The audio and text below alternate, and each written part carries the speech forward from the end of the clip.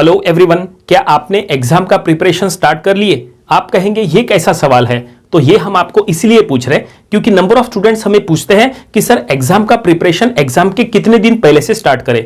तो आज के वीडियो में हम इसी की बात करने वाले हैं, तो वीडियो को पूरा देखिए ताकि पूरी जानकारी आपको मिल सके। वीडियो अगर अच्छा लगे तो इसे लाइक करके अपने दोस्तों के साथ इसे जरूर शेयर करें। और हाँ, अगर आपने चैनल को सब्सक्राइब नहीं किया है तो चैनल को भी सब्सक्राइब कर लीजिए क्योंकि इस चैनल पे आपको इसी तरह के मोटिवेशनल वीडियोस मिलते रहते हैं। तो चलिए वीडियो स्टार्ट करते हैं। काफी सारे स्टूडेंट्स को हमने देखा है कि वो एग्जाम का टाइम टेबल आने के बाद पर्टिकुलर सब्जेक्ट का प्रिपरेशन स्टार्ट करते हैं, लेकिन ये जो तरीका है ये गलत है। ऐसा आपको नहीं करना चाहिए। फिर आप पूछेंगे कि सर एग्जाम का टाइम टेबल आने के बाद ही तो प्रिपरेशन करेंगे ना? नहीं, ऐसा नहीं है। एग्जाम के पहले आपको प्रिपरेशन नहीं, एग्जाम के पहले आपको रिवीजन करना चाहिए। क्या कहा हमने? एग्जाम के पहले आपको रिवीजन करना चाहिए, प्रिपरेशन नहीं।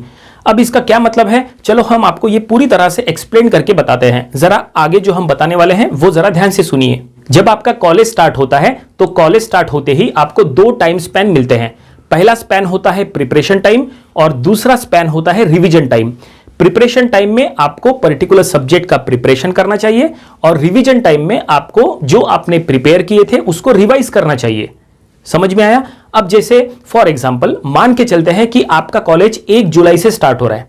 ठीक है, एक एग्जांपल दे रहे हैं आपको। अगर आपका कॉलेज 1 जुलाई से स्टार्ट हो रहा है और अगर आपका फाइनल एग्जाम अगर 25 ऑफ अक्टूबर से है, 25 अक्टूबर से अगर आपका एग्जाम है, तो आपको ये जो पूरा टाइम स्पैन मिला है, ये जो पूरा आपको स्पैन मिला है 1 जुलाई से 25 अक्टूबर के बीच का जो टाइम स्पैन है, इसको आप दो पार्ट में डिवाइड करो। पहला पार्ट रहेगा प्रिपरेशन टाइम का और दूसरा पार्ट रहेगा रिवीजन टाइम का।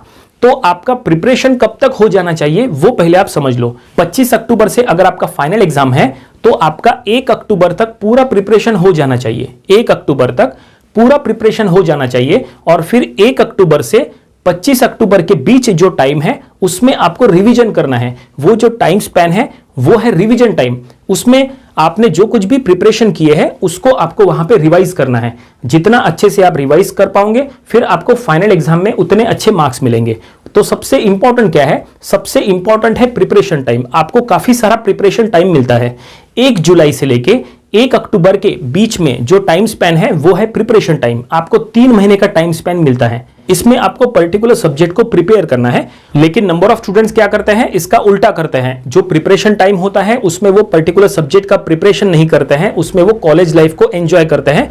और जो रिवीजन टाइम होता है एग्जाम के पहले, उसमें वो प्रिपरेशन स्टार्ट करते हैं। अब हमें बताइए कि अगर आप रिवीजन टाइम में प्रिपरेशन करोगे तो फिर रिवीजन कब करोगे? इसलिए हमने कहा था कि प्रिपरेशन टाइम में आपको सब्जेक्ट को प्रिपेयर करना है और रिवीजन टाइम में आपको रिवीजन करना है। और जो रिवीजन टाइम है वो काफी अच्छा मिलता है, आपको 20 से 25 दिन का मिलता है। और वो रिवीजन करते समय भी आपको एक बात का ध्यान रखना है कि रिवीजन करते समय जो कुछ भी आपने प्रिपेयर किए थे उसको लिख के देखना है। इसका मतलब अगर आपने थ्योरी अगर आपने याद करके रखे हैं तो वो थ्योरी आपको रिवीजन के टाइम लिख के देखना चाहिए। अगर कोई फार्मूला है, कोई एक्सप्रेशन है तो वो आपको 2-3 बार लिख के देख लेना चाहिए।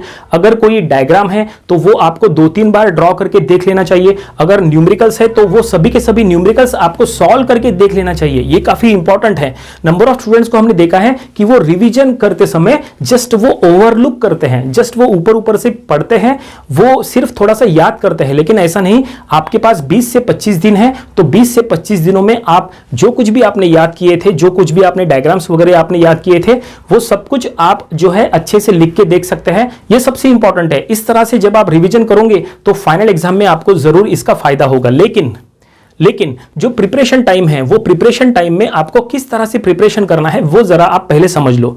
जैसा हमने कहा कि प्रिपरेशन टाइम आपको 3 महीने का मिलने वाला है, तो आपको क्या करना है, डे 1 से पढ़ाई स्टार्ट करना है। डे 1 से, पहले दिन से आपके कॉलेज में आपके लेक्चरर्स ने जब पढ़ाई स्टार्ट किए हैं, जिस दिन आपके कॉलेज में जो कुछ भी पढ़ाया है वो टॉपिक से रिलेटेड आपको उसी दिन पढ़ लेना चाहिए। उससे रिलेटेड अगर कोई प्रॉब्लम्स है, कोई अगर न्यूमेरिकल्स है तो वो न्यूमेरिकल्स आपको जरूर सॉल्व करके देख लेना चाहिए। और सबसे इंपॉर्टेंट, जब आप कोई न्यूमेरिकल सॉल्व करते हैं तो आपको एक ही टाइप के न्यूमेरिकल सॉल्व नहीं करना है, आपको वेराइटी ऑफ प्रॉब्लम्स सॉल्व करना चाहिए। थ्योरी लिख के देखना है, फार्मूला लिख के देखना है, एक्सप्रेशन लिख के देखना है और डायग्राम जरूर ड्रॉ करके देखना है।